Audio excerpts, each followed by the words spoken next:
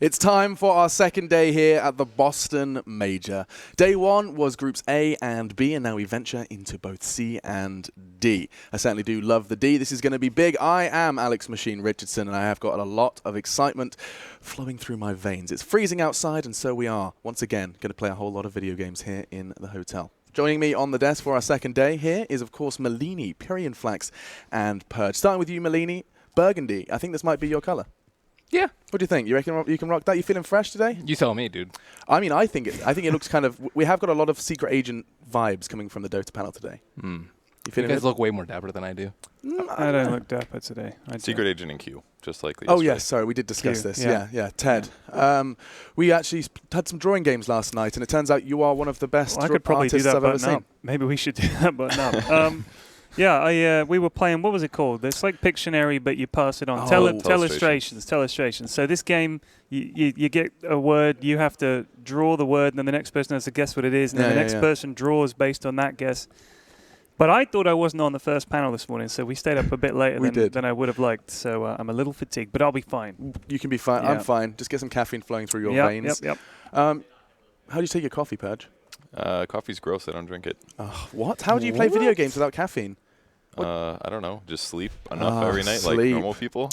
God, what do you mean normal people drink coffee? Is that the most popular drink on the planet, I would wager, other than water? I guarantee they don't sleep enough also. Yeah, he's right. That's not true. I get plenty of sleep. I still drink coffee. I drink coffee so I can play more Dota. You guys are giving yourself an addiction to caffeine to just to break even here. You can just sleep more. Can we just have one thing that we do that's just like, that's fine? I love this. I love that as well. You analyze everything to the point where I actually told a joke this morning in makeup, and you analyzed it. I'm like, there's two reasons that's funny. Let me explain it. Anyway, we should probably go ahead and recap day one while we do have ample time to jump into day two. This is, of course, your pre-show telling you what you missed and what is coming up. We started with Group A, and this group did house such big names such as DC and Wings. However, if you do start at the end, you wouldn't perhaps get the whole story, right, Malini? I mean, this group did have, I wouldn't say a fair share of upset, but there was some. I'm looking at Warriors. Wings have traditionally not performed that well in the group stage, so them losing to WG Unity is not the most surprising thing. WG Unity, I think, actually looked very, very good, especially for the qualifier team, and DC probably breathed a sigh of relief as they were like, wow, we play WG Unity in Wings. And Wings' final game against Warriors Gaming. Warriors Gaming looked really bad game one. It was pretty rocky. It seemed very much inexperienced. Game two, they should have won it, but Wings came back and won it. So I could see Warriors Gaming be a surprise upset this tournament. We had a few games like that yesterday, I think. Teams that should have won it and didn't. Some pretty good comebacks. Most of them in Group B. I mean, that was absolutely crazy. We were sitting there, and who is it that always writes up the games? Was it you? Yeah, Ben. I was like, it's over. Yeah, like 5 minutes in. All right, they lost. Which game was that, Ben? Which game was that? Was that Newbie MP? It was VP Newbie. To be fair, Ted came to the desk earlier than I did. When the game's about to end and we need to come back on, you were here. I was told to come here, and if someone says we need you on the desk, I get on the desk. But yeah, we didn't need to be here. You didn't believe. I did not. No. Yeah, but I mean, the biggest takeaways we did have from Group B, if we do kind of guide this shit, was VP. Purge. These guys came in with the form that we almost expected of them, and their victories, yes, they say 2-0s, but they were convincing 2-0s, right? Yeah, everybody thought that they would be one of the best teams in the tournament, maybe second or first most likely to win the whole thing, and I think they exceeded expectations a little bit. They had amazing play, they had diversity in the ways that they won the games. Their drafting gave them some outdraft some games, and just individually, they don't have a weak player, so I think there's a really good shot of them winning the whole thing. Yeah. Wow. Yeah. Lots of faith from the first day. We did get to see VP. And just one final takeaway was, of course, Newbie and the battle versus NP Ted. We saw this one. It was by no means an easy battle for either of them. So close in that first game. We were like, this is it. This is going to be such a big crescendo to the day. And then game two happened. Yeah, I mean, I think NP are like that team that I wish them well. You know, I like them. But they just don't seem to do it quite as often as they need to. If you look at VP, I could imagine a team like that would kind of wreck them. I think they need a bit of consistency. But they did have some good moments, and they did have some good results, but they just need a bit more consistency, I think. Consistency is key. But coming up today, we are going to be doing 2 more groups. It's basically rinse and repeat, but with 8 new teams. And we have got a lot of big names here. You may be seeing LGD, of course, filling in given Execration's absence in the tournament. We get EG versus Complexity, OG versus IG. There's a lot of Gs in this game. And, of course, eHome Ad Finum as well. I feel like there's a lot of excitement surrounding Ad Finum. I love this storyline. Who wants to tell this one? I'm looking at you, Malini, because Ad Finum, it seems like they were always the bridesmaid, never the bride, and they might be getting married this tournament. That was an awful analogy. Not proud of that one. We all do love Ad Finum, though. I think they... First off, they're just a bunch of cheery guys. Yeah. I saw them at the summit, and they were like so happy to be there. Most of the teams have been there like 4 or 5 times, and they're just there to relax. But they were just so pumped. Everyone was super excited to meet them. But they've come so close in so many qualifiers, and they're like, oh man, they're second again, and second doesn't even get a chance to go to a wild card or whatever it may be. But this time, they're here finally. Yeah. Do you think that if you keep getting those second places, I mean, it's either demoralizes you or you just think, we're so close, guys. We just need to work a little bit harder. I mean, it could go one of 2 ways. If you miss out too many times in a row, you just give up in the end. That's kind of like Liquid last year, I would say. They got second so many times, and then eventually they changed roster, as opposed to Ad Finum, who got second and stayed together. And stuck with it, yeah. And this is the kind of the bracket they're going to have to work through. Kevin, when you see that one, does this look like an achievable for Ad Finum? Perhaps not even taking first, but a battle for second? I think it's definitely possible. The big wild cards are maybe eHome and IG Vitality. eHome looked like one of the best Chinese teams maybe the last 3 or 4 months, but they've been a little inconsistent. They had some really strong games at Beat Invitational, then they had some fairly weak games where they looked easily beatable. So I think eHome could potentially get the second there. IG Vitality is another huge question mark in the air. I think if OG doesn't get first in that group, it's going to be a huge surprise. Maybe is the one group that everybody's most unsure about in terms of performance. So it could go a lot of different ways. And the source of the uncertainty surrounding IG, is that just because of the subs, or had they had their full roster, would we still be questioning their success, their chances of success? I definitely think that's part of it for sure. And they were looking pretty good in the Chinese qualifier, but not extremely good, not super practiced. So there's been a little bit of time since that. It's been a couple of weeks. They could cause some upsets, and at least they have the advantage of being from a different region. Yeah. So maybe their strats and things are a little bit developed in ways that the other teams don't expect. Okay, fair enough. Giving us some silver linings already. I like that. We can have a quick look at Group C, the final group to talk about as we do delve deeper. And there is going to be EG versus Complexity. God said this is going to be the most one-sided game of the first 2 days here. Well, that's because Gods is an actual NA hater, pretty much. He is, isn't he? I'm glad we're calling him out. He, if he was casting Faces versus LGD, I don't know who he'd cheer for. It'd be probably pretty hard for him. But I think it will be a fairly one-sided game, though. He's not completely wrong. That's for sure. Faceless LGD will be very interesting. LGD is the team that replaced Execration. They got 3rd place in the China qualifier cast at the games. I believe they lost a series against LGD Forever Young.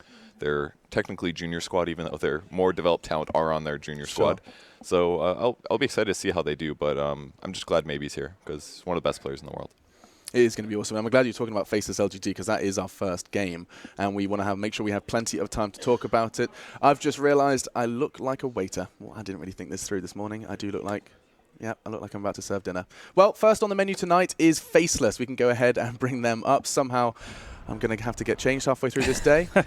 But this roster, jumping on, Black, Jabs, Ice, XY, and Nuts. I mean, we'll throw this back to you, Kevin, just because you were talking about them just moments ago. Yeah, lots of great talent here. Nuts was on MVP Phoenix when they had their first really deep run. Black, previously known caster, panelist, Manila Major. But he's also got some successful Dota talent as well. Very, very high CS and fantasy score counts. I put him on my roster. Nice. Pull through. Ice SA is arguably one of the best offlaners in the world. Easily top 5. Very creative player. Very high skill. And Jabs has had some great performances recently as well, but he's a little new. So definitely some potential for them to drop the ball maybe. But is he very young, Jabs? I actually am not sure. And I don't know a huge amount about XY, but I believe XY has been in the pro scene for a long time. Am I correct on that one? Do you remember, Ben? I feel like XY is fairly experienced as well. I was waiting for Access to troll us in the camera shot. He didn't. He didn't know he's on camera. Does he have this kind of trolly? Oh, he is the king. The king of trolls. Big time. Yeah, in fact, I got told to be careful when it comes to Ice. So you got to keep your eyes on him. He tried to troll one of the interviewers at TI and pretend that he didn't speak English. Did he really? Yeah. Animal. Yeah. He's a very funny guy. You can't trust him not to screw with you. If you my favorite TI story, TI2, first major international one. TI1 was a little under the radar, but TI2 rolls around, and Ice feels most comfortable playing with no pants on. So he did his best. He would play group stages, no pants, just underwear, sitting in his chair, leg up. Just ice things. You know what? Players do that though. Like I find it so funny when you look at players and their like pre-match rituals or like how. Like, I mean, first we had Mr. Coolpack yesterday with his kind of cooling pad, but I know players that have to listen to a certain song, have to be wearing certain socks. Do you know have to have your keyboard watch like certain spun anime around episodes? 360 degrees so you can like play it like this, right? Yeah. Do you know any Dota player ones? Any kind of your friends or companions? Anyone? I have any know weird ones? some guy. One of them. I don't want to say anyone, but Sure. they watch a specific anime episode. Oh, come off God, it. I I wonder have who no that idea. is. It's probably not who you think it is. Oh, No? okay. Okay. There's a right. lot of anime. ones. Respect lost. Well, That's why they want to say Yeah. the name. okay, so you didn't throw him under the bus, and I'm sure he'll appreciate that. We are going to take a closer look at Faceless before we continue this discussion and start working out who on earth Ben is talking about. Let's have a quick look at Faceless.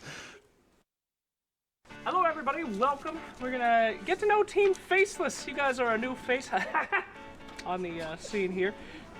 Sorry about that. We're gonna play a little game to get to know you guys and see how well you know each other. It's very simple. In front of you, you have some papers with each one of your names on them.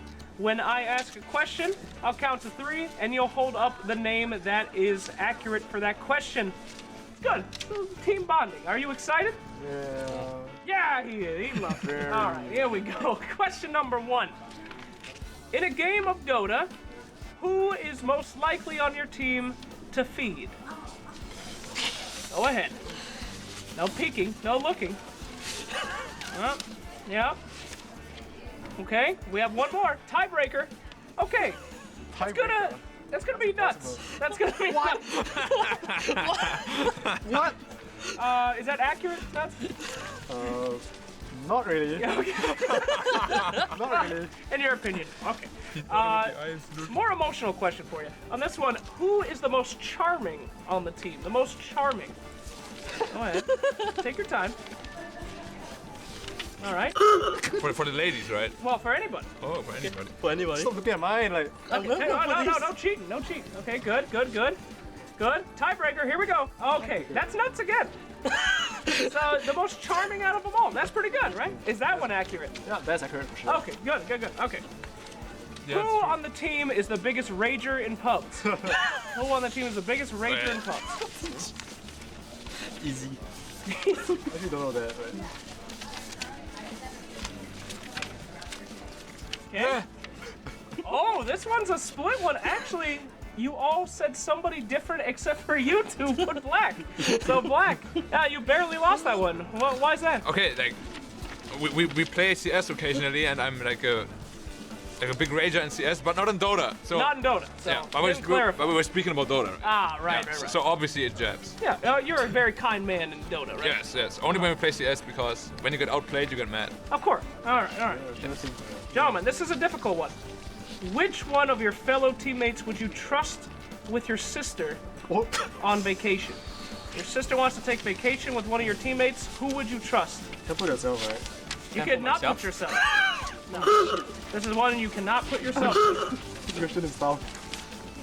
Definitely not Black, not eyes. Don't trust eyes, dude. I'm not trusting Ice. This is a very difficult question, I can tell. And Black already knows. He's the only one. Okay. I'm just gonna trust these. Okay, good. I think that's me. Hold on. No. Wow, this one is actually jabs. Congratulations. Yeah, I would trust you with my sister. Wait, Can- trust me. Now this is the question, can they trust you? Did they make the right choice? I think can. They can? No sister, no weird stuff with the sister? No. Don't answer for him. He Oh, doesn't. Sorry. Don't know about that, but okay. All right, this one is a little difficult. Who here hates Black the most? Which one of you hates Black the most? Okay, that's a very good answer, Black. Okay, good. Okay, Black, you almost won, but the answer was actually Ice. You actually chose yourself on this one. That's very interesting. Can we talk about that? You hate Black the most. Is there any reason why? I kicked him from VG. Okay. Black, any response there? No comment. I'm so sorry. All right. This one is very emotional. Who would you trust with your life? A life or death situation. You can only have one teammate.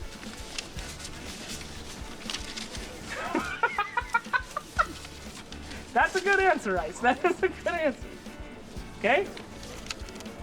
Oh, whoa, we actually have a tie. 2 XY, 2 nuts, and Ice chose himself.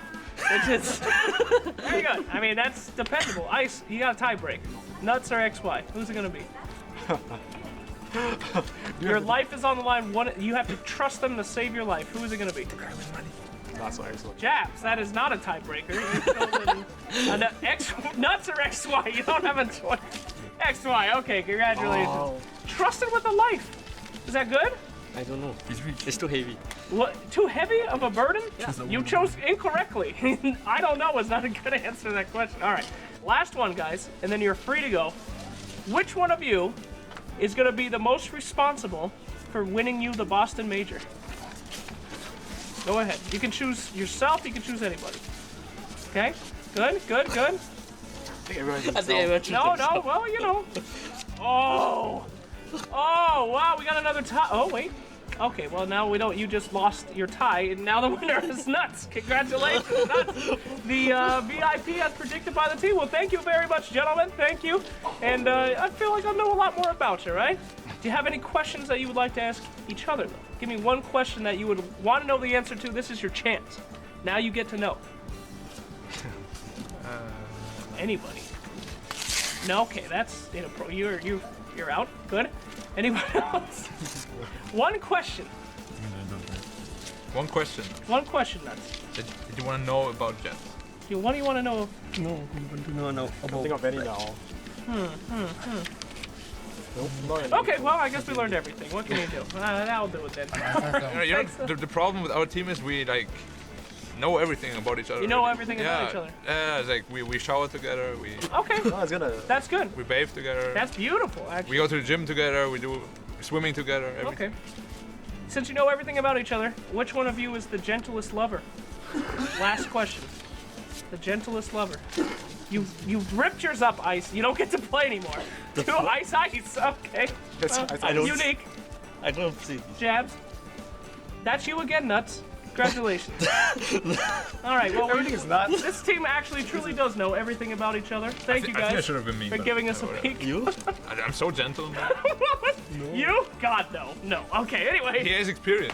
thank you for watching. Good luck to you guys, Faceless. Thanks a lot. Thank you.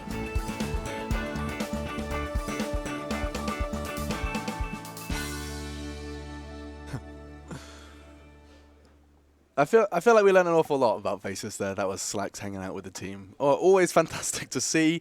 I actually just want to pull on one thread before we do continue our discussions. They were talking about we go to the gym together, we do everything together.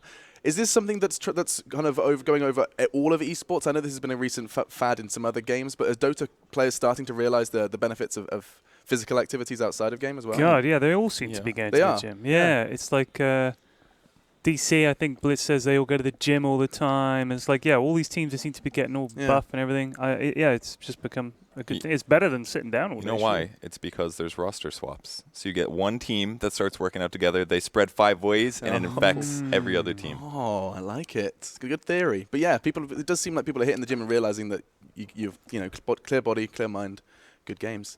We should probably move on. Okay, right. LGD. This is, of course, their opponents. An intriguing concept, considering they weren't initially invited. However, a team that can do damage. And, I mean, it does seem like the story is a team reformed around maybe the only member of their TI6 roster to remain in the squad. Malini, walk me through this, the highs and lows of this 5-man squad. So maybe it was the only person signed by LGD. I believe it was a very large contract for a few year period of time, which was very surprising. But maybe has been the best player on LGD, I think, for a pretty long time now, and it was not that big of a surprise that they built a team around him. Ame, he's a very, very good carry player. He was kind of noticed. I think this team is just like, okay, we know that you're good. Your team's not the best, and we're going to try and form a super squad. It seems to be a recurring theme, doesn't it? Trying to build that super squad, trying to build the team that can best. There's friends teams too, like friendly teams. Well, like Team Anime. Team Anime. Team Faceless, maybe you could say. Yeah. Definitely. Yeah, they seem very pretty friendly with each other, didn't they? Like, yeah, I don't know. Which would you rather do? Would you rather build a team of people that are just all known as like the best in their position? This is a great question. Or would you rather get 5 friends who are all good, but maybe they're not each individually completely the best?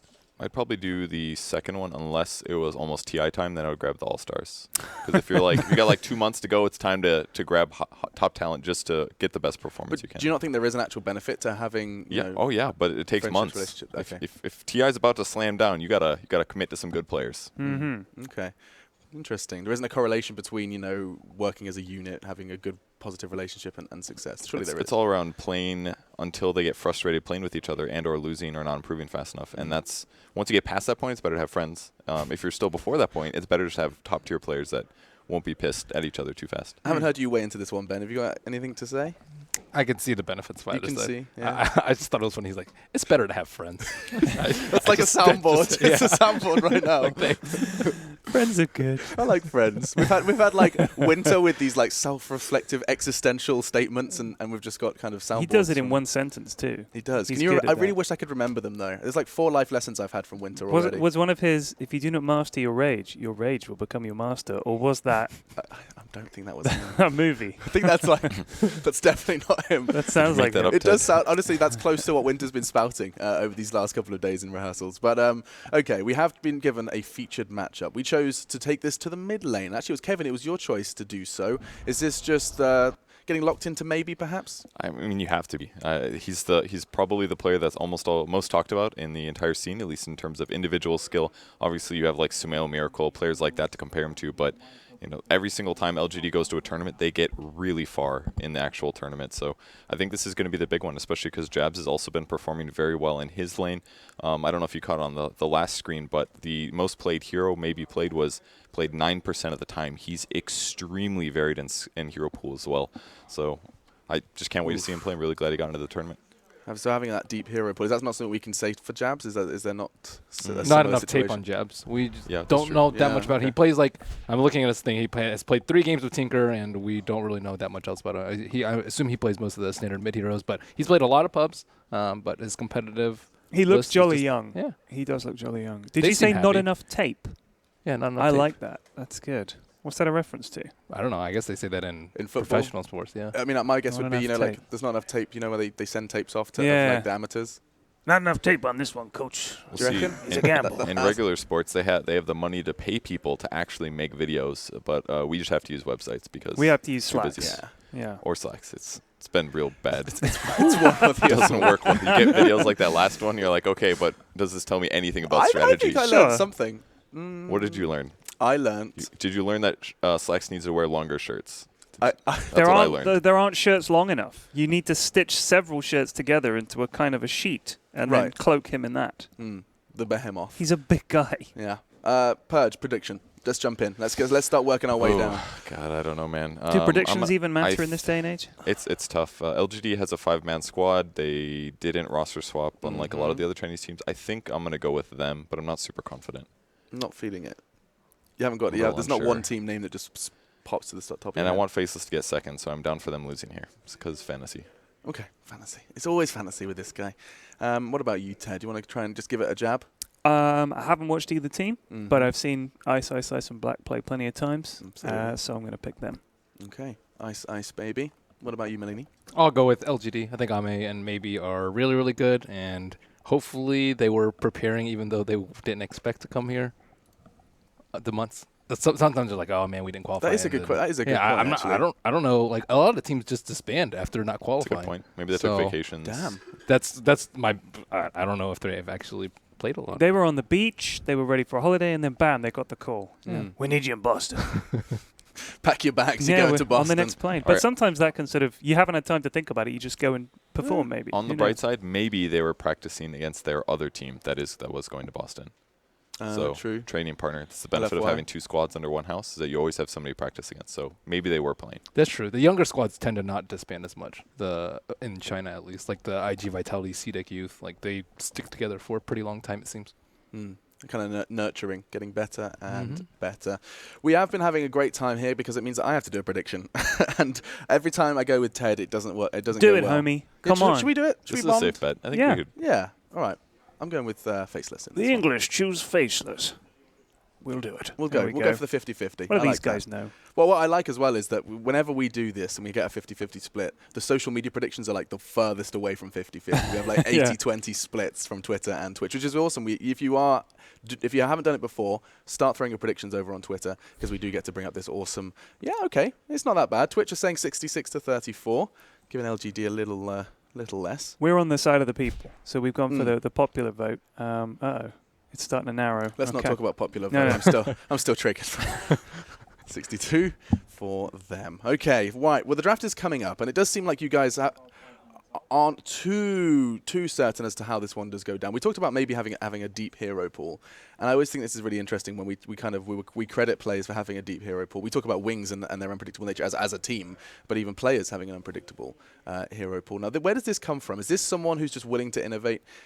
Kevin, is this someone who actively is looking for more to play, or is it just someone who has an innate ability to pick up heroes quickly? I think it's just innate ability. It's honestly, he reminds me so much of Miracle in play style, in skill potential. They'll throw him on Timbersaw, put him in the safe lane in 1v1 sometimes, rather than just him playing mid. He goes all over the place. I don't know if I've ever seen him have a bad game. I can't really think of one off the top of my head. He's just an incredible player.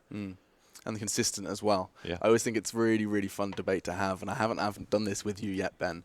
But when it comes to consistency, there's never a real answer for this. Everyone has a different answer. But players that are consistent, because there are some, and then we sit there and say Eternal Envy, very hot, very cold. There is examples of inconsistent players. But to be consistent, I ask you, what is it that makes a consistent player? Is it in terms of just practice? Is it in terms of just the way that their decision making works? Mindset and decision making, I would say the most. For maybe in particular, I'm not really sure. I agree with Kevin in that I haven't really seen him have a poor performance, and that he's just super consistent. Seems to always know what's coming and thinking what's ahead. He seems very focused guy. I'm sure that's a lot of it. Like don't anticipate where the ganks could come from. Playing safe, but still in the right moments, playing mechanically perfect, always get a kill. I mean, if you just always understand who's more out of position than you, then that should give you an upper hand, and that just seems to be the case. He's always a step ahead most players. But Ice also does that, so who knows? I would love to see a 1v1 between those guys. Which would you rather have? Would you rather have the explosive, absolutely crazy player who can put the whole team on his back sometimes, or just Mr. Consistent? I mean, you're playing a lot of games of Dota a year, and you need to win a lot of them. Yeah. So if you're thinking especially about single elim, I would take consistency. Yeah, it's like a universe. Because you want a nice, steady performer who's going to do really well and get you through those games to get you over the line, get you through those single elim matches. So I would pick consistency. I think that's what teams crave. Kevin's not so sure. Ben and I have both had this experience. We played with Bambo before. I think it's good to have both. You need one player like Bambo that could have insane games and just win by himself, but you also want a ultra consistent person as well. That way, if one of them underperforms, you got the other guy that can pick up the slack. Okay. Yeah, also, do you think sometimes you need a bit of magic to beat a team that's probably better than you? Absolutely. You need a Bambo. We did that a lot of times. Yeah. Somebody had to carry me. You needed a Bambo. Bambo. Who else is in that category? Who else is in the Bambo category? I really can't believe that we're spending this much time praising Bambo. I play CSGO More with so the in the guy. past. I wouldn't say recently. Yeah. Well, that's because he plays support now. That's true. If he plays core, if you YOLO and die, you're like, good try. But if you're a core and you YOLO and die, you're like, oh, that was really stupid. Yeah. Ice. Yeah. I would say the same kind of category. Similar. Yeah. Well, I'd say it's a little safer though. Definitely safer than before. Yeah. Everybody's really pulled in the aggressive mistakes thing. It used to happen a lot more, especially like 3 years ago. But ever since then, those kind of players, if they don't get consistent pretty rapidly, they get kicked. And comeback mechanic. And comeback mechanic as well. You don't want to. Any death here or there when you're ahead just gives away so much gold. It does look like we are into the draft. LGD and Faceless. Our first game of our second day here in the Boston Major, as we do venture into both groups C and D. And the draft has begun. We've got two bands on the board. I'll throw this over to you, Dota Brains. So in Faceless' last series, they had first ban Nyx every single time versus them. Also, Ogre is a very common pickup for them. I kind of nicknamed their opener's HP regen as OP because they love the HP regen heroes. Is that what you've got in your notes? Yeah. Nice. I try to have an opener for everyone in the teams. Yeah. And LGD is, in Chinese, LGD is it's the name of a brand, but there's a running joke in the Chinese community that it means Lai Gao Di, which is come high ground. I talked to Jack about this because they used to be known for just defending high ground with Magnus plus whatever, and then they would win later. Lao Gai Di. It's close enough. Okay, thank you. I was hoping it That's would pretty be close. wrong. Yeah. And then, How dare you, sir? and they pick Rubik, which is good at anti-push, and Bat, I think, are two of their most highly picked heroes. Oh, Rubik got banned. Yeah, goodbye, Rubik. Okay. And Faceless, what else have we seen from them a lot? I've got, they pick a lot of Magi, DK, Crystal Maiden. There are some of their most picked and or banned. Crystal Maiden? That's what it says here. I could be mistaken. You get to do stuff all the time with mana. Makes all your Yeah, lanes yeah. better. Oh, I Never love having a noticed. maiden on the team. Don't get me wrong. Wow, a beautiful stat to answer our questions. That's a nice Christmas jumper. CM is pretty hit or miss depending on the heroes you're against. There's a lot of times it's great. They're going to go for the Bat first. I think it was that or a strong support, something like Warlock. It's a great opener. Would you say it's a stereotypical Ice hero? I would say not so much, personally. I feel like he usually plays semi-farm heavy ones. Yeah, actually, when he was on DK, I think that was his worst hero by a large margin. That was when Bat was the best offlaner. You had to pick him or ban him every single game. I mean, he has been almost 100% ban and pick. Yeah. Yeah, this was a little bit different than the other period. Other period, it was like, I think 99%, maybe 100%. Okay. Every single game. This Yeah, time it it's like probably above 90, but not quite. And quite that normally high. I would have huge concern about this if that was his stereotypical worst hero, but for Yeah. Ice, I guarantee he just went into pubs and he played like 10 games and he got insanely good at it. Yeah, this is like 2 years ago. And he's so. going to do something in there too. I just know he's going to do something that we haven't seen before with the hero. That's yeah, a really good idea. He's that kind of guy. Oracle. Yeah, it's just a standard Bat Rider counter. It's a little old school, not as typical as it is now. He got nerfed a lot, so we actually have. I don't think I saw an Oracle yesterday at all. I didn't either. So So definitely maybe need more it mana. could very well be the first of the tournament. Was it at TI6 that someone built Ags on Oracle? I'm pretty sure. No, it was Captain's Draft, I think, with Sumail did it mid, if that's what you mean. No, not that one. I saw another game where it happened. I don't think it was at TI though. I thought it might have been in the group stage. It was disgusting anyway. Like, I hadn't seen it before. It was ridiculous. It's kind of okay. kind of. Kind okay. of okay. I'm not Wow. over-exaggerating. I feel like that's how. I'm No, wondering seriously, if you're better buy anything mine. excites No, you, Kel. that's how Pudge does compliments. Like if you're if you're really good friends, he'll go, "Hey, dude, you're kind of okay." Yeah. And then you go, "Oh my god." I'll give you 51%. Yeah. 51% acceptability. Should always buy 52. mech first. That's the thing. Mm. Because it Yeah. gives you a lot more heal. I did a meta spreadsheet. You guys want to see it? I can show it to I you would right love to. Oh, I'd love I'd to. have to Let's do install that it. as soon as Save this it. game I'll is show you. going. You Okay. show me that Is it spreadsheet, color coded? Kev. Tell me it's color coded. It's really not. I didn't. I tried to spend only an hour on it. So I have Did to you? buy some You didn't colours. shade it with colored pencils? I and make didn't. it- No, it was all on the prefer- computer. I I could prefer have drawn on my pastel colours. screen, but OD. mech's better. That's what I'm trying to say. Okay. Are we going to have a series here where nobody picks Drow? Do you think that would be nice? Possibly. Hmm. I actually really love this combo of Oracle plus OD. It solves some of those mana problems because with the OD aura, you get free mana sometimes, and he spams his spells so much that you can kind of get away with just an Arcane Boots. And early game, he's pretty much set. He can even, I don't know, maybe even like an aggressive. They can even like do an early rotation, put Oracle mid, and do like a dual lane. I don't know if we'll see anything like that, but Oh, what? Ogre Magi? Never seen that before. He's just reliable. So reliable. We were talking about consistent players, consistent heroes. Ogre is definitely falls into that bracket. It's more surprising that LGD didn't take it though. That they valued the Oracle over the Ogre. They have turned to other solutions against the Bat Rider. They don't necessarily have to go for the Bat Rider. They've actually picked LC a lot recently. But the OD first phase is a little striking, Yeah. especially versus the Bat Rider. It's not if you're an OD player, you do not like playing versus Bat at all. Yeah. At all. I mean, you can banish allies that get lassoed, for example. I mean, it's definitely scary, but Your low range, your like turn rate it's one of those heroes that doesn't do well if you are immobile. It's kind of That's like true. playing Right. versus sniper. Like you just can't get in there. If you're too close, you'll get lassoed and die. And if you're too far away, you're not doing anything. and he's based on right clicks, so the more time that you're not moving or slowly turning is moments that you could be auto attacking. Can actually make a huge difference in whether you kill someone. And you don't build Lincolns very often true. on him. Although I have seen it before. And you talk of Sniper, he actually just got banned as well. Looks like LGD Okay, are taking him out. And they banned LC too. So now that are making sure that it's pretty much only the Oracle that can save the OD. So now I think they can look to punish the OD. There's different ways. Abaddon. Venge? It's decent against Ogre. Decent against Bat Rider. Kind of. Slightly good. Is But that it's an overkill. LGD pick? It's definitely overkill with Oracle, though. It's probably not very serious. I think they'd be better off to grab something aggressive to combo with the Oracle. That way, because Oracle can do some roaming, but it takes some levels. His level 1 to level 3 is a lot weaker roaming compared to other supports. Give him some damage, I think, is going to be important, or at least something that can help offset what Ogre's doing. Why a Pugna ban? Pugna's a very common OD counter pick in the Eastern scene. Wow. You just never see him. I just never Dude, see he him is get picked all the time in the SEH. Really? All the time. Why is that? Is he just... It's just regional based differences. For example, there's no Warlock in this game. He's not picked. He's not banned. It's just a regional thing.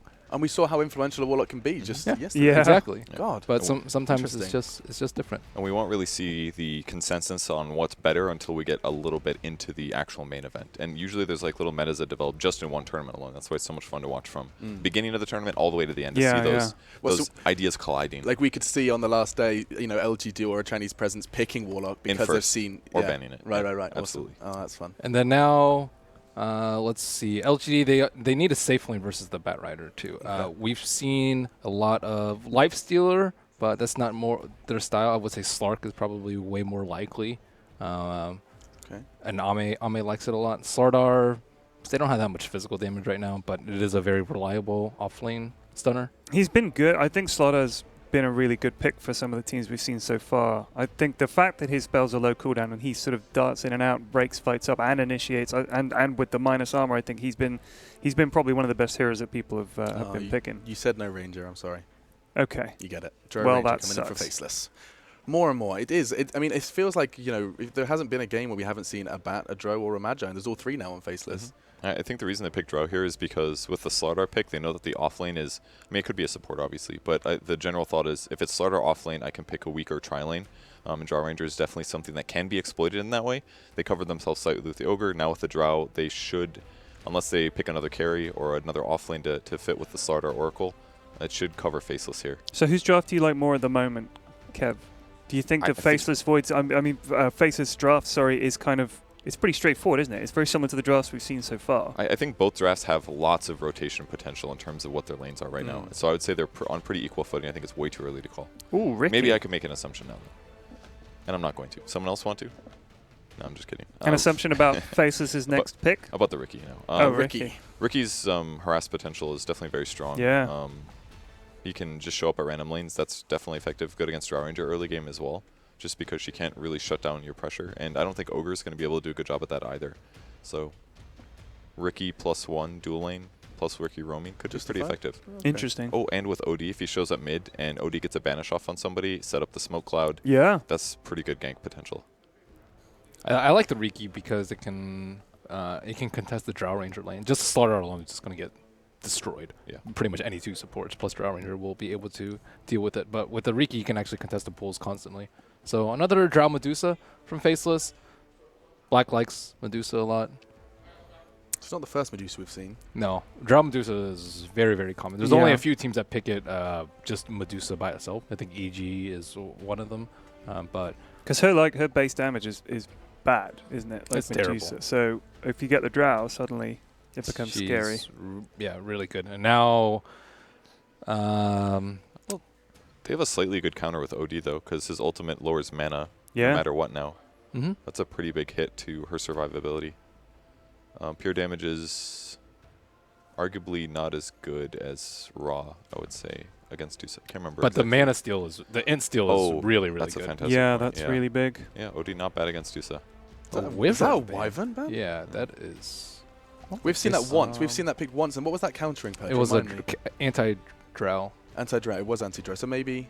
No, that makes no sense. I mean, they're pretty limited on burst right now, and it's mostly physical. You got Slaughter Amp. Slaughter himself doesn't do much right-click, so it's pretty much OD's right-click, which does have pure components. It'd be okay against Wyvern, but they'd also have to worry about, like, Wyvern ulti. Like, they're very right-click based. Slaughter, OD, Ricky, all right-click based, so I think it would have been pretty effective. Also, they have really weak push right now, so if they had strong counter-push from somebody like... I guess it doesn't matter, they still have Dusa, but I think it's mostly about his ultimate and his third skill, the Cold Embrace, that they banned it. Swing on the last two then. And this is where I do like to see if anyone can speculate, but it doesn't seem like we've got too much of a read. Normal support, maybe like Witch Doctor, anything standard like that. Strong. Dazzle's okay too for the Weave versus the Slardar. Any other suggestions? I guess I think they maybe? need... Actually, I'd kind of like CM, I think. It'd be especially good with Ogre, giving him extra mana in the laning stage. And then the only downside is it would kind of prevent Ogre from getting to mid faster. And then it would also kind of gimp their safe lane a little, because CM would have to get 2 in the jungle and then go lane. I think Venge would be pretty good, wouldn't it? Weaver. Okay. Interesting. Sport Weaver. Okay. Purge, would you ever do an audiobook? If you if you come on hard times, would you ever write Oh yeah, do for sure. You would. But I'm too busy right now. I don't have time. Okay, For that. but like, would you can we stay in contact and maybe you can consider Yeah, it? if you want to throw money at me, I'll take your money. Yeah, I'd like you to do Winnie the Pooh. I can do that. Christopher Robin and his adventures. I'm gonna need a lot of money. I don't like Winnie the Pooh. You don't like Winnie the Pooh? Okay. I think you'd need someone English, surely. Winnie the Pooh is. But listen, I just feel like that could really send me to sleep. Not in a bad way. Like as in, it's just so warm. it's like your voice is like a fireside chat. But a fireside chat with someone who's detailing in extreme detail how disappointed they are in you. That's what it feels like to me. Like Kev is sitting me down and telling me all the things I've done wrong in my life. I would really exceed at the EOR segments. That's for sure. Yeah. So this is everything that's gone wrong. One more then. One more for LGD. You messed up, Ted, and here's 100 reasons why. I've laid out a spreadsheet, color-coded this time. Yeah. Spent 4 days making this. I think the Weaver pick can actually be punished from the Riki. I think that when VP picks it, I think it's a lot better, and this might be like, oh, we saw VP, they've done really well with it, but like they didn't have any long-duration silences. And Weaver's move speed without Shikuji is absolutely atrocious. And they have a Slardar on the opposite team. Yeah. So I'm not the biggest fan of the Weaver right now. LGD just probably need a maybe hero to. Did you see Lil's Weaver yesterday? I know, but this is Faceless. This is Faceless. I think I agree with you on all those points. I think the one good thing that they have about it is it does kind of allow them to have a strong dual lane support with the Weaver. He can try to zone Slaughter with Drawer at least. And we've got the last one. All locked in. PA. Always makes me think about personal assistant. Still can't break that. Sorry about that. Personal assistant. I wouldn't want PA as a PA though. I'll tell you that. That'd be quite intimidating. Draft is done, and this is where we have just a couple of moments then to say if this has completely shifted your opinions. Does this feel like there's a real winner in this draft, Malini? I think Faceless have all the hot heroes right now. Okay. So I'm going to go with Faceless based off draft. Giving it to that. We have got the casters ready, though. It is going to be Gods and OD chomping at the bit to jump into the action. Absolutely, Alex. Thank you very much. We're ready to get in the first game of the first series here today on the mainstream. LGD versus Faceless. We've seen the drafts. I was talking to you about this before, Gods. You've got a lot of hope for Faceless coming into this one, but for me, I see LGD. They're the powerhouse here, surely. Yeah, I think it's going to be a close series, but LGD, despite not qualifying, are a very strong, formidable team, and probably one of the stronger Chinese teams here, just due to the fact they're playing with their full roster, no stand-ins in the mix, so definitely look for them to make a strong showing. I think we're both kind of looking at EG and LGD as maybe the two favorites in this group, but Faceless, a tough first-round opponent for LGD. This is the best team in SEA as far as online results go. They just haven't shown the same kind of performances on LAN just yet. And obviously, considering the drafts that we've seen from both sides, we're going to see this interesting interaction, obviously, with both teams having this roaming. Riki on the side of LGD, there's the Weaver on Faceless. I mean, how's that going to work out against each other? Do you like that they picked the Weaver up here, FL?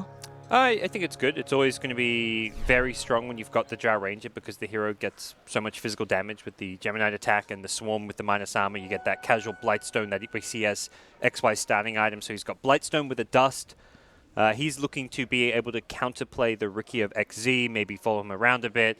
Also just help zone out with the safe lane, make sure that the G-Zing on the offlane slider doesn't get too much. So we'll see how this works out. But I think it is a pick that's going to fit the Faceless draft very well.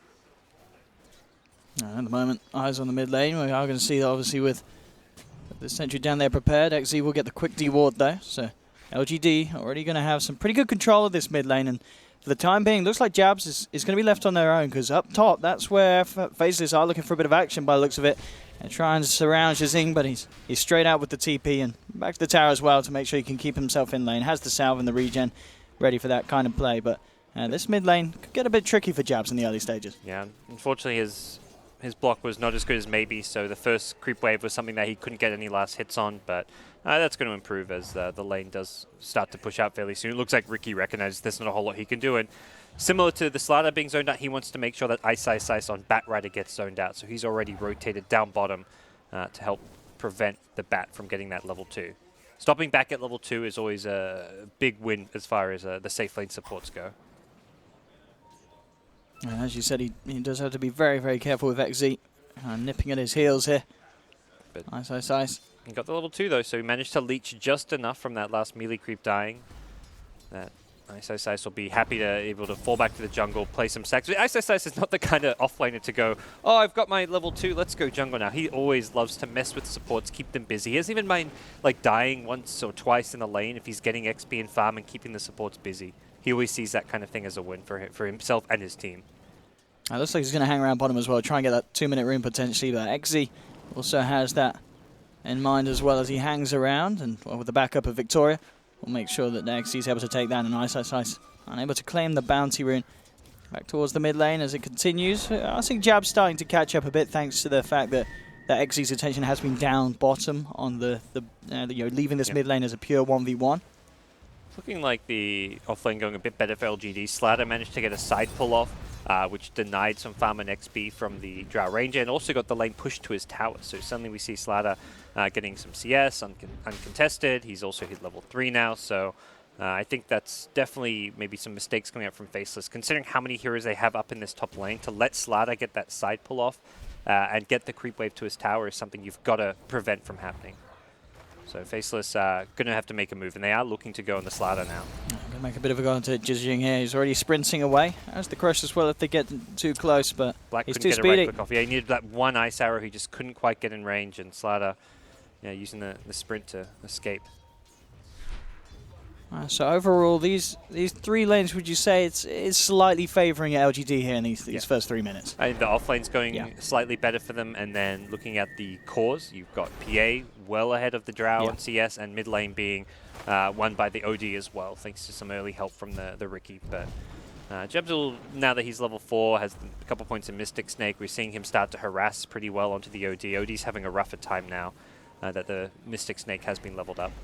Because he Ice clearing up a stack, but Maxi in the neighbourhood will be able to take a fair bit of the XP, and even getting two of the big creeps there. That's a lot of gold. Very, very nice for XZ. Hanging around in the right neighbourhood at the right time. Yeah, that's a really big win for those kind of plays. Make a big difference to all the timings for a Bat Rider to get his Tranquil Boots up, for the Riki just to get some, Tranquil Boots himself, Phase Boots, whatever he wants to go for, just getting that early raindrops makes a big difference when you suddenly have 150 gold that you otherwise wouldn't normally get. They're going to make a bit of a go here on the mid lane. Sentry's down, so Jabs will see this coming, but it's questionable how much he can do in reaction. There are TPs coming through, the rest of the team trying to turn up and help him out. Jabs will be dropped though. First blood picked up by XZ. He's trying to get himself out as well on the Riki. Jumps across. The bug is on him though. He's not going to be able to get it off in time. XZ will fall in return. Victoria also taken down as well as XY, able to clean up a double kill in return for the fact that LGD did find that first blood. But at the end of the day, Weaver with that DD and the Drow aura, it's an absolute nightmare to deal with. Yeah, it's a lot of damage. There will be a TP back in, so XY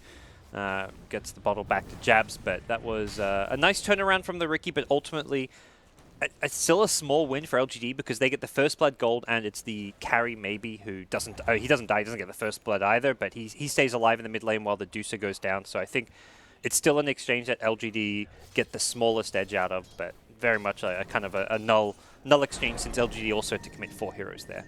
Yeah, I guess it will also, considering how well the Weaver will play with this kind of lead that he's just got there. You know, we're obviously used to seeing Lil support Weaver and such, where he gets a good start and suddenly the game starts to run away. We'll have to see if XY is able to achieve something similar with this game. So already reaching on to level 4, has a nice chunk of money on top of the Blightstone. He needs to do well too, because Deuce's going to have a lot of time where she needs to catch up. She's struggling on CS, and that's a big problem for them. Top lane Black in a bit of trouble here. Actually getting the wraparound, and Arme jumping in with Jazing. They've found one. Can they actually get a second? That's the question. Actually, in fact, yeah. Shikuchi's still on cooldown, of course, just level 1. So they will pick up both the kills there. LGD sending 4 up to the top lane and crushing the safe lane of Faceless. Yeah, that was great rotation. PA making a move there. LGD just really making these unpredictable movements, like a 4-man rotation towards the mid lane to kill the Deucer. You're expecting like the supports to be there, but it was the Slatter as well as both supports to kill the Deucer, and then suddenly it's the PA with an early TP up top. The kind of just moves you just don't expect. PA wasn't even level 6 when she TP'd up there. If you're Faceless there, you're not expecting that TP up coming from the PA, but that's exactly what LGD want to do. They want to make sure their early game goes well, because if you let Drow, Medusa just get their farm, get their levels, then the 5-man comes in, then towers start to drop, and you're not going to have the items to fight this Faceless team once like there's a Dragon Lance on a Drow Ranger, whatever it may be, once Deucer has some treads and a Dragon Lance herself. That's where you're kind of at that point where you can't fight. So you want to make sure you get these small little pickoffs that slow down Faceless with their item timings. This is certainly opening up to be a very, very strong start for LGD. Armate in a fantastic position, level 7, nearly 1k gold on top of the face boots. Nuts coming in there to harass him away. He's only up here on his own now on the PA, so can't really get too close to that of Faceless. Still a mid lane matchup as well. We've nearly got Jabs falling behind, being doubled in CS almost by this performance from maybe on the OD. Yeah, he's going to have the level 6 Drow Aura now to give him a good 23 bonus damage, but doesn't help prevent him from getting ganked, and that's exactly what's happening now. Ame on the PA is now level 7 at the mid lane looking for... I mean, he's ready to dive by the looks of it. He will jump in and follow through. They've got 4 heroes surrounding Jabs. There we go. With the Astra, there's maybe potentially a bit of time for Faces to react. They will send through 1 TP. Jabs does have the Stone Gaze, and it looks like LGD aren't content with finding a good angle to jump in on that, so the 4 of them will just simply disperse across the map and look to fight that Medusa at a later date. Yeah, I'm probably thinking that they're kind of at that point where diving that Medusa into Stone Gaze is going to end poorly for them. They know they can force a TP to the mid lane, but they don't want to dive underneath the tower itself, so I think a wise decision to back off and see where Ame looks to go next. He's kind of given up the safe lane to the Slardar to try to get his level 6, work towards obviously the Blink Dagger's not going to come super soon, it's just 150 gold on Slardar, but he can farm just fine at the top lane. If anything, he can contest the Drow's farm. Drow doesn't want to go anywhere near this PA because the jump threat is just, it's a bit too much. If you don't see Riki on the map, a Riki plus PA can kill this Drow very easily, and that's something where Black can't really farm the lane unless he's got 1, even 2 heroes nearby him.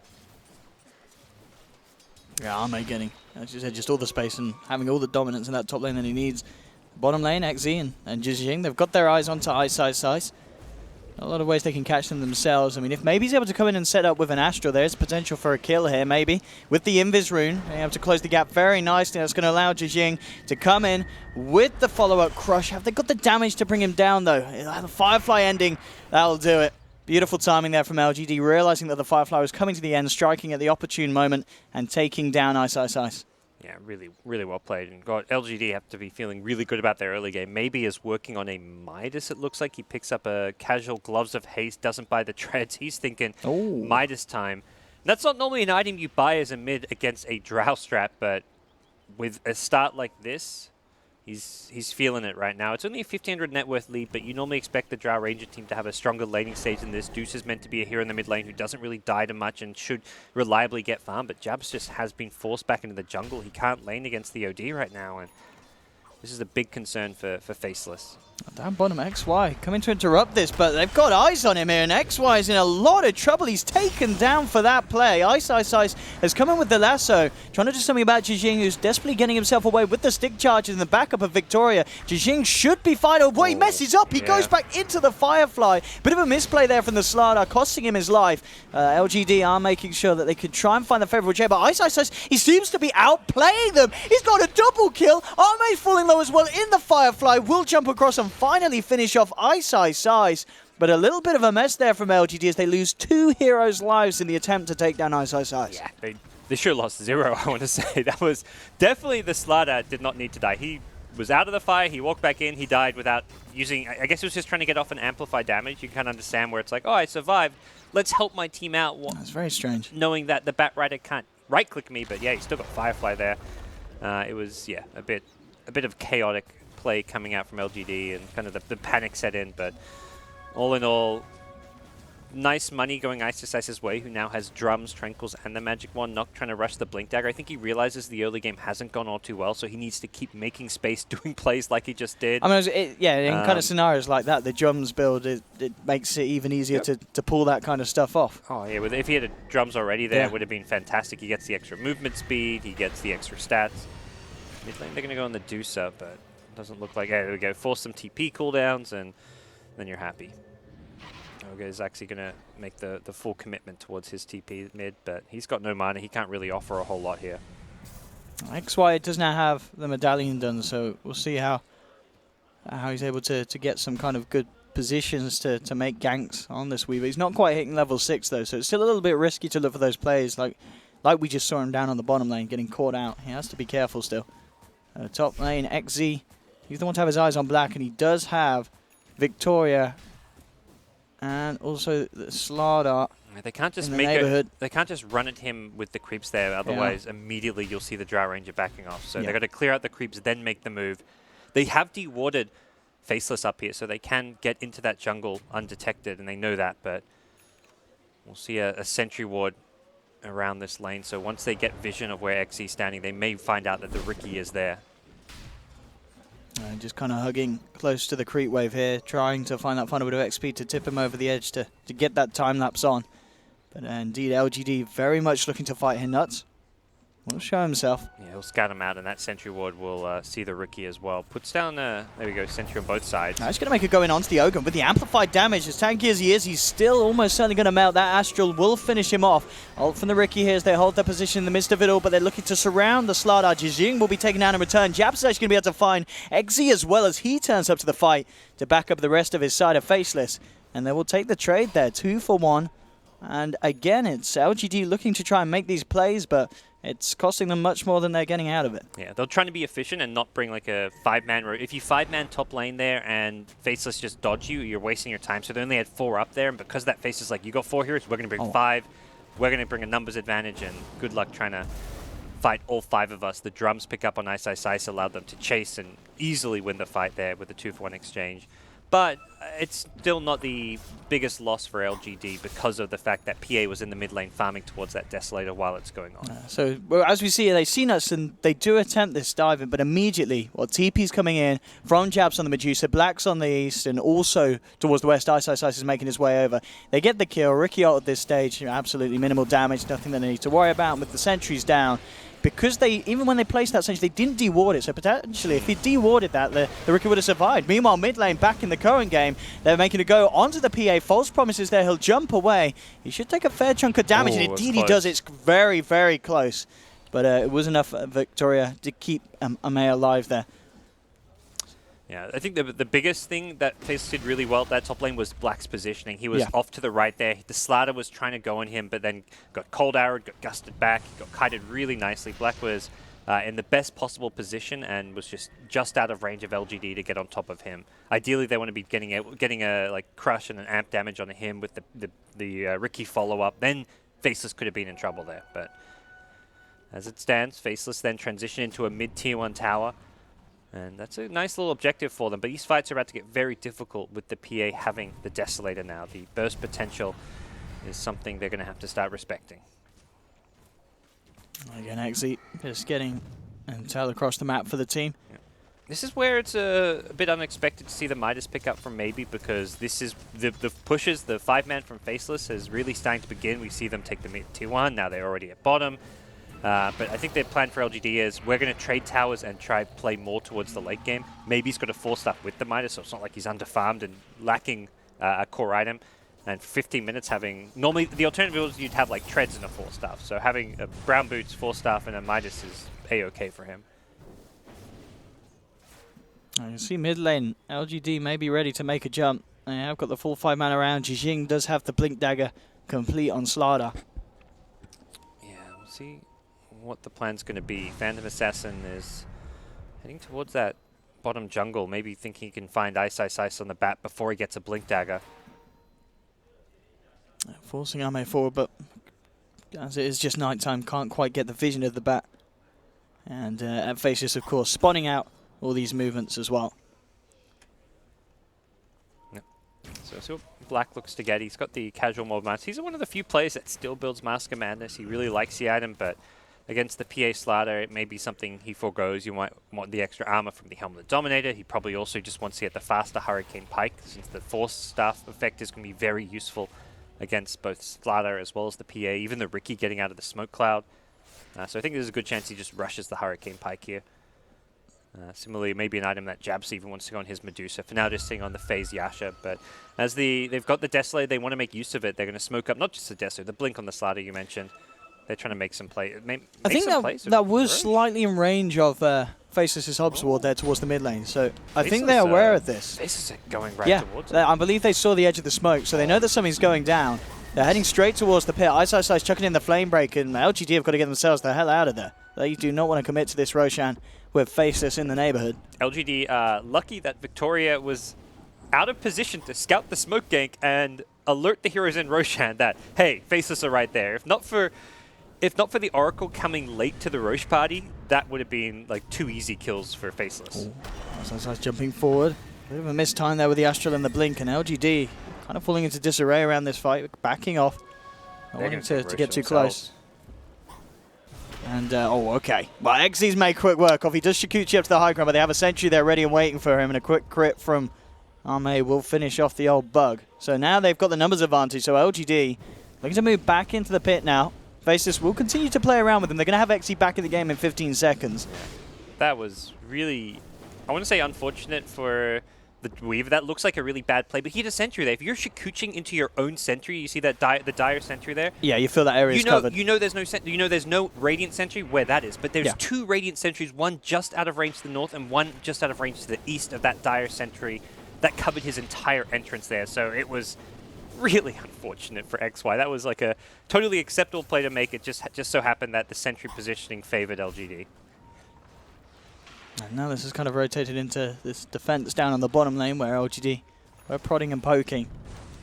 And still, yeah, I mean, just around that Roshan pit, it's an absolute mess of sentry wards. It'll be interesting to see how much supports are spent on the warding this game with both the Riki and Weaver in play. There's been sentries for days across the maps. As it stands, it's kind of even game we're expecting here. Neither team has really pulled ahead yet. This first big fight's really the first big fight's gonna kind of secure Roshan for either team. Both teams have huge physical damage and a great ability to take Roche. And that's going to be a big factor as far as how this game transitions. Time for a smoke from Faceless. Popped it on a couple of heroes, and yeah, he knew he's blink striking the hell out of there. He doesn't want anything to do with it, and definitely a game where an early gem pickup will not go astray. You can start saving money on sentries for one thing, rather than having to buy sentry after sentry. You just spend money on that gem. The main thing is not losing it, since there's going to be that's a big gold swing if you buy the gem and give it to the other team, and they can get huge value out of it. Yeah, and they're back into the pit here, Faceless, trying to finish this one off. They've got to be careful. Jijing has got the blink of the crush, jumps and gets the 2-man crush off, immediately responds to Ice with the lasso, but it's taken off. Victoria with a false promise onto XZ. Jijing trying to get himself out, but the damage from the Drow looks to be nearly too much. He's kept alive, that the Fate's Edict stopping the damage. He survives, and his Faceless losing 3 as Maybe is turning up and absolutely pounding them to pieces. They've got the Astral onto Ice. He's stuck in the cloud. Double kill for Maybe as LGD take down 4. They move back into the pit, and some very, very nice play there from Victoria, keeping both Jijing and XZ alive with that Oracle performance. You got the insta false promise. That's like the fastest false promise I've ever seen onto a lasso tag. It's almost like he was pre-casting it. He saw Ice coming. He was ready for it. And the PA also just being tanky enough now with this Vanguard pickup. That made a big difference. I think that's where LGD felt confident to fight the Roshan, because the problem is when you get this phase Deso PA is that you're very squishy. You're sitting on like 800 or 900 HP. You're not really ready to team fight, but with the Vanguard pickup, it just gives him this extra bit of sustain, much bigger HP pull and damage block. And when you're against a team that's largely physical damage, that damage block makes a big, big difference. And Arme felt confident he could just go charging in there as a result of it. And well, he was sure as hell right. He managed to help clean up for his team. This is getting really tough now. We talked about that first big fight being the deciding one. LGD take it convincingly. They get themselves Aegis. They get themselves a big lead. Suddenly, Maybe's pulled ahead with 10k net worth. He's got the Hurricane Pike, Midas, and Treads, another 1,200 gold. This is where the Drow strat can really fall apart because of that one bad fight. Yeah, and certainly FL have to be careful about losing subsequent fights as well, as already the movement from LGD coming across the map. They are going to find Nuts here on the edge. They don't look to try and jump in too deep for that one, as they won't find anything initially with this movement, but at the least just securing the place and space for Maybe to find that tier 1 mid. And indeed, as you mentioned, just Maybe continue to be in an absolutely fantastic place where when it comes to farm. You know, Ben talked about in the panel how Maybe was this miracle-esque player, and on this OD so far we're seeing why. Yeah, he's having a huge game, and that's not going to change anytime soon. His farm is just absurd. He's really, in some ways, going to be the true carry. Like, you think, oh, we got to burst this PA because she has great burst damage potential. But if you ignore the OD, he starts stacking up the stolen int in a fight. That Sandy's Eclipse is just going to win you the game. Top lane, XZ scouting out. He's down. XZ nice little gang versus squad. XY. It's nice when you can find these kills without having to bring in like more than 2 heroes. Like, that's really just, you've got OD farming at bottom, you've got PA farming the jungle. And that's something where Weaver feels confident, like, oh, I can just go up here, farm, push a lane, but that's not the case. Oh, yeah, Ice. He's found himself a PA. He'll start to drag Ame back. He does have nuts in the neighborhood, but the false promise is already out from Victoria. Trying to do his best to keep Ame alive. Ame should be able to jump across to him, but no, in fact, the damage is too much, and he's going to lose the Aegis here for the first time. Can FL do anything about the second one? No, leave it as that, and I think they'll take that. You know, taking the Aegis quite quickly off the PA's hands after she was able to claim it from Roshan. Gets them back on track, because ideally this is the stage where Faceless should be controlling the game, taking towers, taking objectives, using the fact they've got the Drow Medusa to kind of 5-man, but Jabs is lacking some items. XZ walking nice up into a sentry wall. Could he get himself out of range? No, he can't. He's down. They'll find the Ricky. But yeah, killing the PA means they can actually go teamfight now, because if they didn't want to teamfight into the Aegis, but they were happy to find a pickoff, and once they've got another lasso, we may see a smoke, we may just see them make a rotation to go defend and push out this bottom lane. Suddenly LGD's back in that state where they don't want to be the ones forcing a 5v5 fight unless it's on their own terms, like we saw at the Roche Pit, where they're getting the better jump and having the positioning advantage. A Midas pickup, not only for OD this game, but also coming out in Jazing's Slada. I mean, that's the LGD. Like, they know they can defend high ground for as long as they need, and Midas's will pay off, I guess. They haven't lost a tier 2 tower yet, so all things considered, the Midas seems like a formidable pickup. It's going to get Slada more scaling, more levels, more guaranteed farm as the game goes on.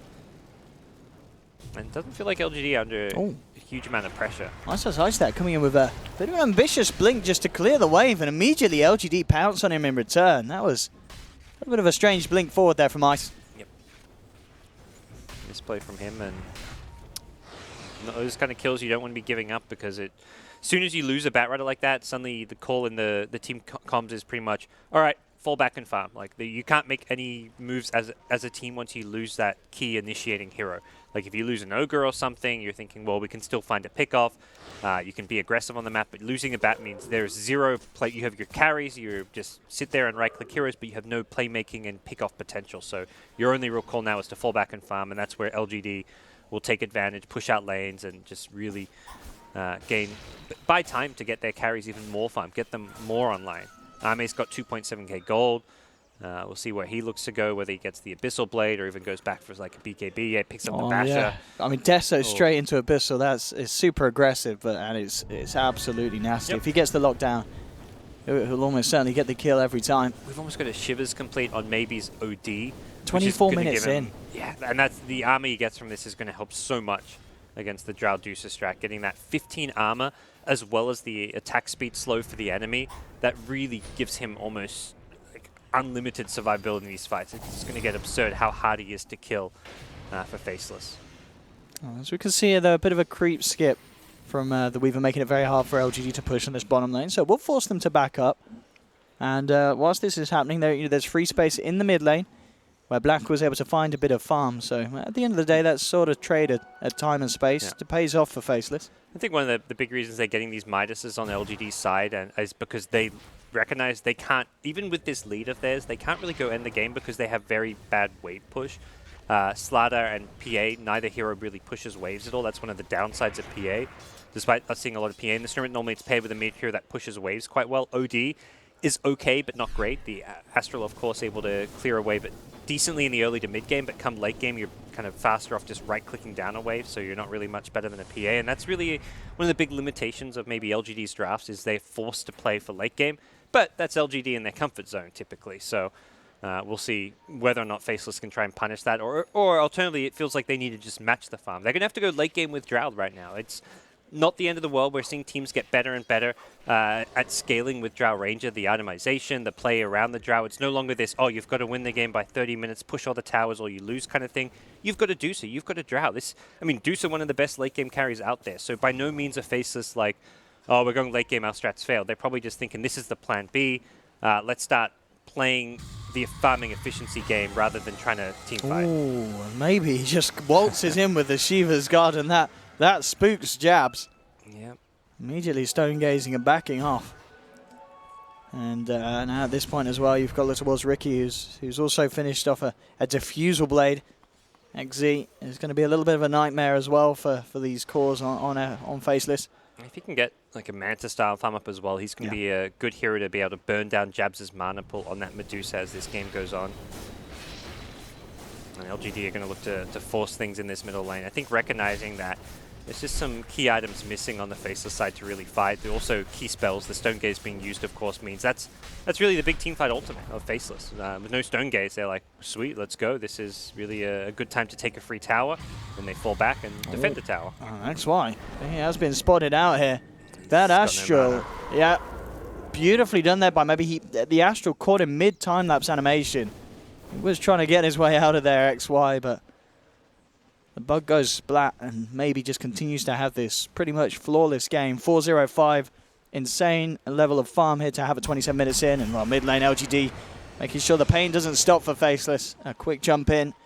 And Faceless have to be careful now. Giving away kills like this, just allowing LGD to continue to build and grow this lead that they already have. Yes, it's getting rough as far as the kills go.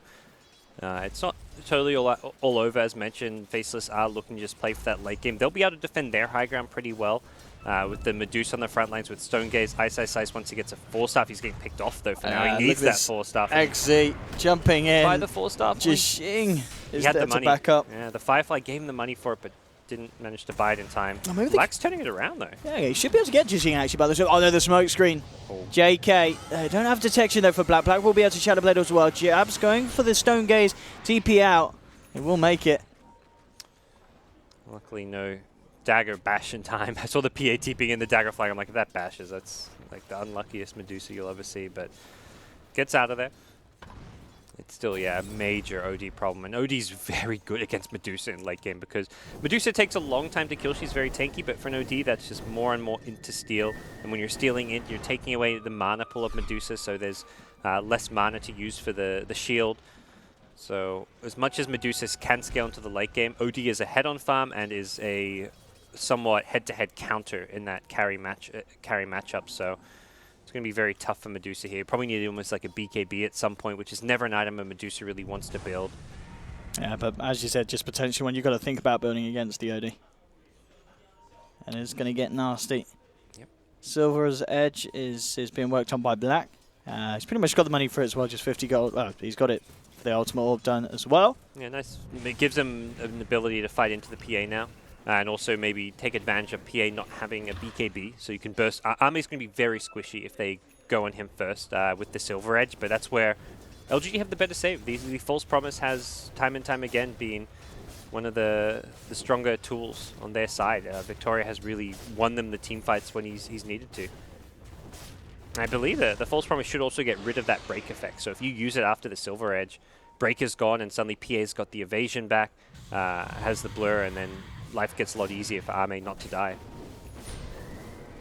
LGD though continuing with another tower taken, and Roshan ready for them as well, and no way the Faceless can contest this one. They're not in the neighborhood. They're just continuing to try and find as much as they can, split up across the map. Black still pushing out that top lane. That's maybe the next lane that we're going to see LG just turn their attention towards. There's still a tier 1 and a tier 2 for the takings, and that's going to help accelerate LGD's lead even more. I think XY really wants to finish the Ag Scepter on Weaver. That's going to be his kind of game-changing item.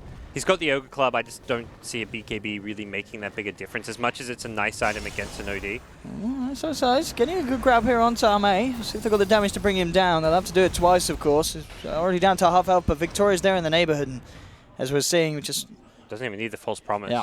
The damage is not there, and in fact they want to jump back in. On the stunned, side of it, they found Black. Black immediately initiated on the Sanity's Eclipse coming through. XY out of mana, has to get himself away from this fight. They've lost one. Nuts is trying for the TP out. It's not going to be successful as Arme, with the crit, chops him down. Yikes. And again, it really feels like in the last half of this game, it's just been LGD all the way, and Faceless unable to do anything to stop them. Yep. Faceless not going to be able to do too much in the high ground defense without a lasso, without the Drow Ranger alive. This is looking like a bottom lane of Rax, and we could be approaching that kind of game over point with Faceless just not having the ability to keep up in farm and to match up against Maybe's OD. And it's not just the Maybe OD, it's the way that LGD are playing together as a team. They just have such good coordination in these fights. They're just protecting each other well. They're using the Oracle very effectively, and we haven't seen Faceless able to prevent that False Promise really coming into play. Well, let's see. As maybe seeing if he can get a jump in lasso. Back off cooldown. If he can start the fight here with something big, it'd be pretty absolutely paramount for them to get a defense. There's the jump in. It's a good one. They grab the Oracle, but immediately Arme's there to back up the Oracle. Jumps in, chops him down. The Riki coming through as well, forcing FL to split. Arme jumping forward, looking for XY. He's trying to get more out of this, but the turnaround potentially there from Faceless as they turn, take their attention towards Arme, bring him down once. Can they bring him down a second time? That's the question, and the answer probably is not. May be able to get XZ though. False promise for Victoria. They're in time with the urn. On, and the heal should be enough. He blinks away. Jabs moving forward with the Stone Gate, trying to catch some more stragglers of LGD. It looks like their heals weren't enough at the end of the day for XZ. Riki to fall. XY continuing to chase down, looking for Victoria. Arme still in the neighborhood. XY, he can play around with this. Has a time lapse as well. Arme jumps in with the bash, but he did cast the Shikuchi off in time. Only getting back up there in the fade time. And no detection, of course, on the PA. So at the end of the day, they take away the Aegis. They hold the high ground. It's a good hold. It is indeed, considering the situation that Faceless were in. Yeah, they'll take it. I mean, they're in that position where they're now playing that LGD role where it's defending your high ground for as long as possible in the hopes that your carries can get those late game core items they need. But talking about carries and late games, Jabs is getting absolutely hammered on by maybe. Black will turn up and actually looking to turn, but Jijing's there. Jumps in with a two-man crush. Ice turning up as well. It's a bit of a full-scale fight though as Arme continues to focus his attention towards Jabs. Jabs falling low. Actually, Jabs surviving for the last bit of time. Finally goes down there as Arme jumps forward, and now Black and Ice potentially in trouble as well. Black trying to get himself out into the safety of the trees. They're not safe at all as LGD move in, claim a second.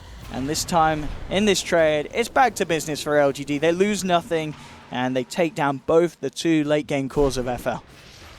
Yeah, that was just LGD bringing the numbers they needed. Oracle shows up in time to help the OD out, and that short cooldown on Astral, allowing them to have the uptime they needed. Faceless couldn't bring in the numbers. They didn't have the damage to burst down the OD and the lasso. The false promise was actually on cooldown, but didn't really matter. And just pick after pick for LGD. XZ.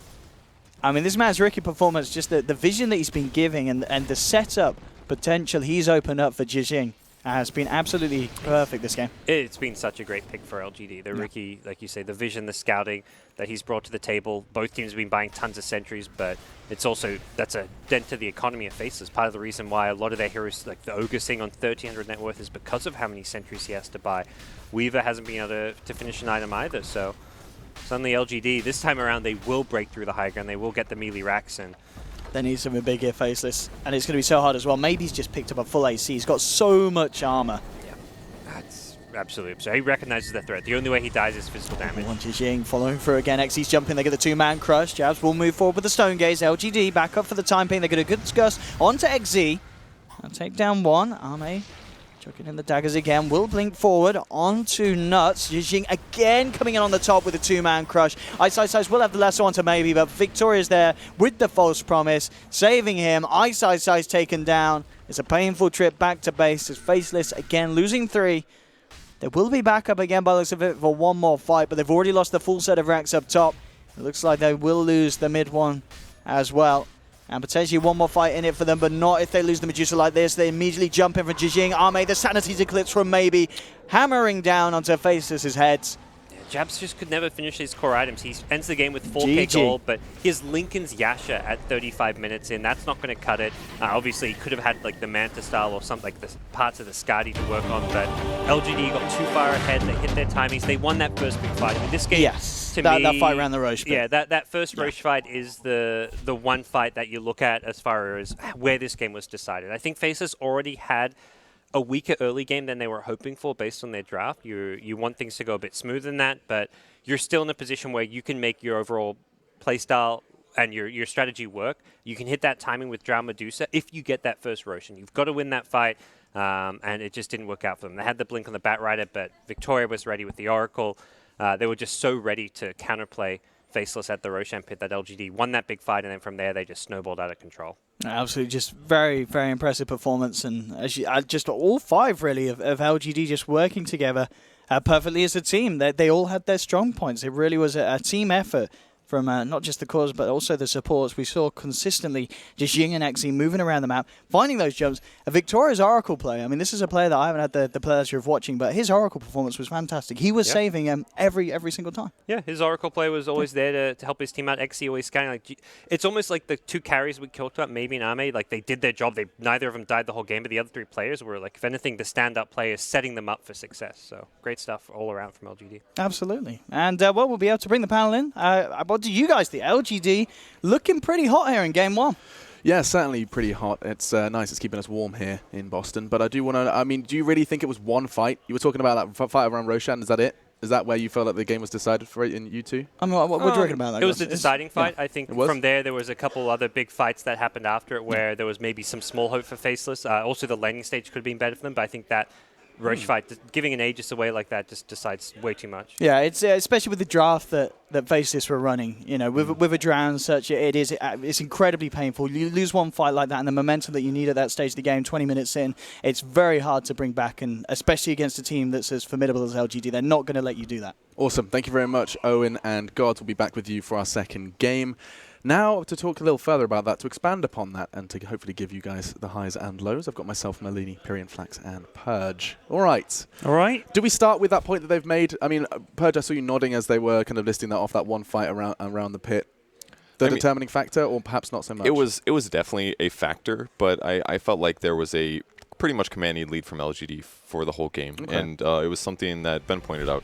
The Weaver was already countered by the Riki. Was it a good pick there? I don't personally think so much. Like, they had so many great gank options across the map. They had really good Riki plays, really good Oracle plays. Yes, some of their dives didn't work out so well, and Ice had a fantastic game. They faltered there, but I felt like LGD was just ahead almost the whole game. We did get to see, I mean, you were not, I don't want to say you were critical, Malini, but you weren't convinced by that Weaver pick? No, I wasn't. It's just a VP specialty, and we haven't seen Faceless play it at all, and it's a very esoteric pick. Like, you can't just, we have a Drow Ranger. Weaver's pretty good too. You can't just do that. You have to practice a lot with it. It has to be in the right situation, and it doesn't seem like this game was that right situation for them. It just felt like they picked a lot of strong heroes, and I did feel like they were behind the whole game. They weren't winning the laning phase with Drow. They weren't out CSing, and they were forced to fight way too much because the Riki was everywhere. Riki was getting freaky. XZ was behind that. Ted, what was your biggest takeaway from this one? Oh, well, I think maybe played really well. They didn't kill PA or OD once in that game. That is really big. And I think that a lot of the Astral and Prisoners were really good. Just kind of shut down the Batrider. You know, you could catch him and wait for the Firefly to run out and stuff. I thought it was smart. I thought it was a good team. I think maybe played really well. But yeah, they had a lot of damage at the end there. The thing is with the Medusa, she needs time. And I did think, well, if they can hold high ground, maybe she can get what she needs. And it's very, very hard to push up into that. But in the end, they got the job done. I think Ice had a decent start. He got that double kill when I thought he was done for. But then they just kind of shut him down from there. It was a good performance from LGD. I think what I'm really seeing about all these fights, though, is how patient they're playing in all of them. The way that maybe he's playing, when to choose to go in and when to back out. He always hit very hard, but he didn't really ever super commit himself to DPSing unless it was definitely time to fight. So in all those early engagements there, just perfect play, perfect game sense by both of their cores, which is why they didn't die so many times. And if you just keep taking fights against your opponents are dying and you're not dying and you're also farming, that's when you get those games where maybe has 50% more net worth than the enemy cores. And that's why he's so far ahead. Also, it should be pointed out that Slaughter had 20 assists. I mean, 20. Yeah, I honestly don't think you can overstate how powerful it is to have that continual initiation, reinitiation, that save potential, big crushes and things. I think Slaughter's been really big so far. We'll actually bring up the 20 assists. We'll actually bring up the scoreboard so you can have a quick look at more than just that. And this is where I say, Ben, yes, 20 assists, but is there anything else that's jumping out to you? I mean, is there any criticisms to be held towards Faceless? I mean, I think the biggest takeaway is they didn't get going. There's no numbers that really scream anything else. The Weaver died a lot, 8 times on the Weaver. I think the low amount of deaths on LGD, in particular the Oracle. The Oracle played amazingly well. He was like really quick with his false promises, and his positioning was impeccable for most of the fights. And I like 2, 2, and 13. That's a great score on Oracle right now. Ice doing the most damage on his team, despite being Batrider off lane. It's kind of a bad sign for you. But you know, when you pick two greedy heroes like Drow Ranger and Medusa, I feel like you have to get to this like weirder stage of the game where they finally get items to actually DPS. That never really happened. Every fight was just Faceless running away in almost all cases, just because the hero combos that LGD had matched up so much better against Facelesses. Okay, I mean, so I don't want to say that we're already kind of putting LGD in the victory seat. Oh, I am. You are. Oh yeah. Yeah. Yeah. Do you think that the LGD like outplayed them, or do you think it was a drafting thing for Faceless? I think draft and outplay. I think both. Yeah. Okay, so it's basically in every way, shape, or form, LGD played better in that first game. Both Except drafting. Ice. I mean, their draft allowed them to play a lot better Sure, too. sure. So yeah, I think next game, Faceless, they just seem much weaker without the Nyx. And with the first Nyx spin, it's like, okay, you take away a strong hero from them, and it allows you to pick this strong hero like OD in the first phase. That's normally why we don't see it. It's like, oh, okay, they could just respond with a Nyx in the first phase as well. So maybe they won't go for a Drow strat again. I mean, we can have a look at our MVP. You'll never guess who it is, of course. Something you said to me, Purge, is when you're talking about LGD, you're probably going to find yourself talking about maybe an awful lot. In the kind of the rankings of Chinese mids, he's right up there, isn't he? Yes, right up there, more like leading it. Probably him He's and insane. SCC. That's crazy to me. SCCC, excuse me. God, why do they have to have such terrible names?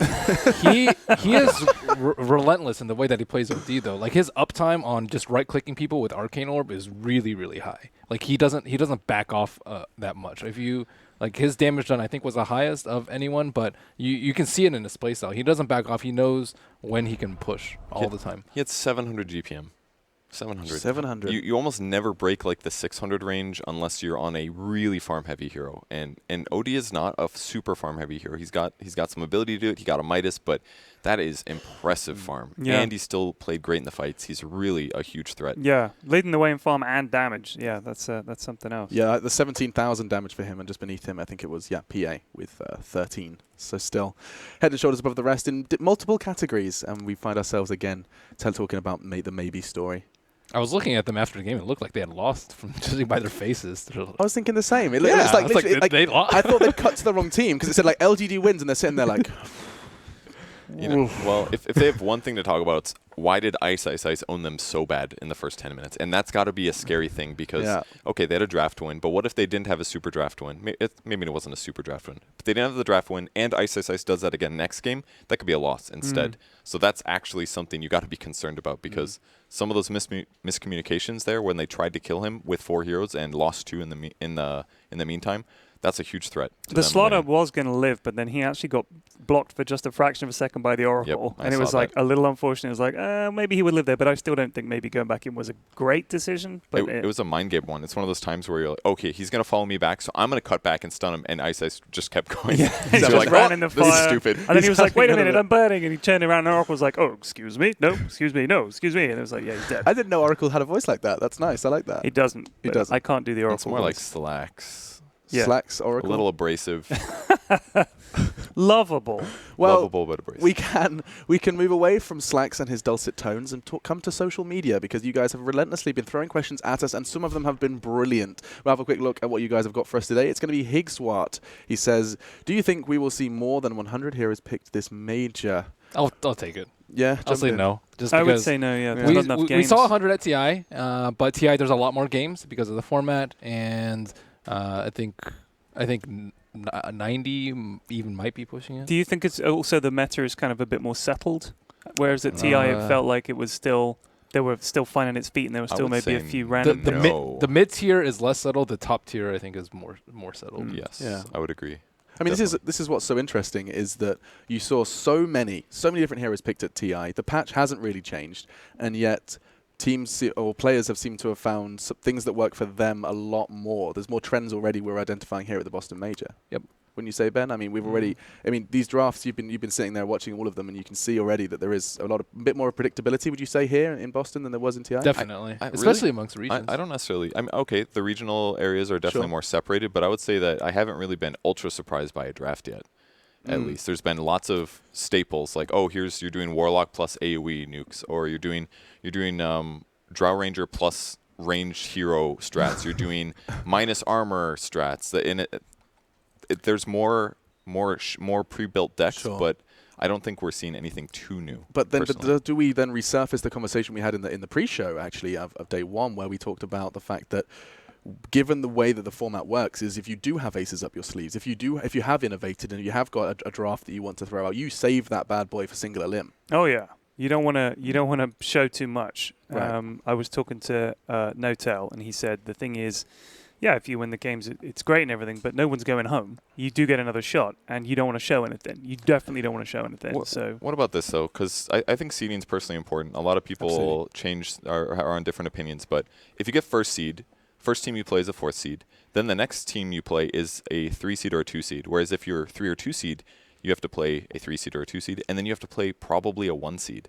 And that's for the first 2 rounds. So just by getting a 1 seed, you guarantee that you don't play another 1 seed team until you're 2 sets in. Yeah. I don't think that's huge advantage. I don't think I've ever heard the word seed used so many times in a short space of time. I didn't think about it until now, but that's actually massive because once you get 2 wins in, you've quadrupled your money already, and you're, I believe, already top 4.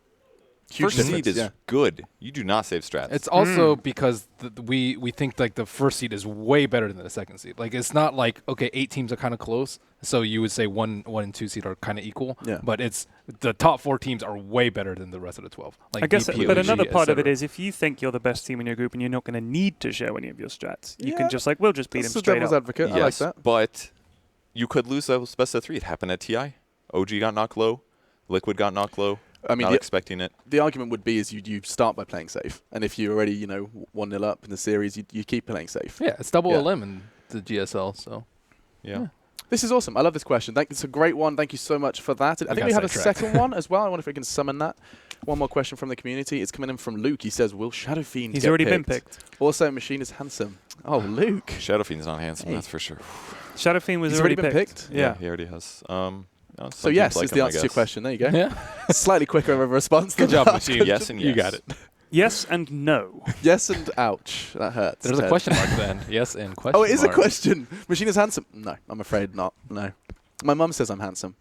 And she says I'm popular as well. Congrats. Yeah.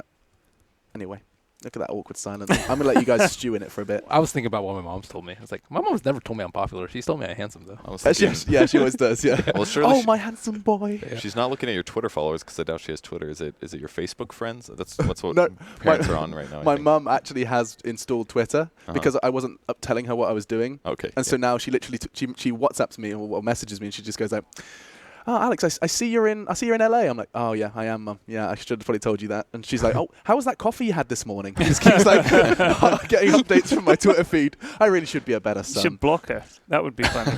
I think that's probably the worst suggestion I've ever I think heard. you should do that. Oh, all right. It is time to talk Game 2. The draft is coming in momentarily. It's time to see if Faceless can bounce back versus the stalwart LGD. Expectations for this? Are you getting 2-0 vibes already here? I mean, I know I'm not even looking at you, Purge. I know you've made it clear, but I mean, Ben. I think Faceless know that they have to play a way quicker game. Like Dusa is just late game. They pick Tinker a lot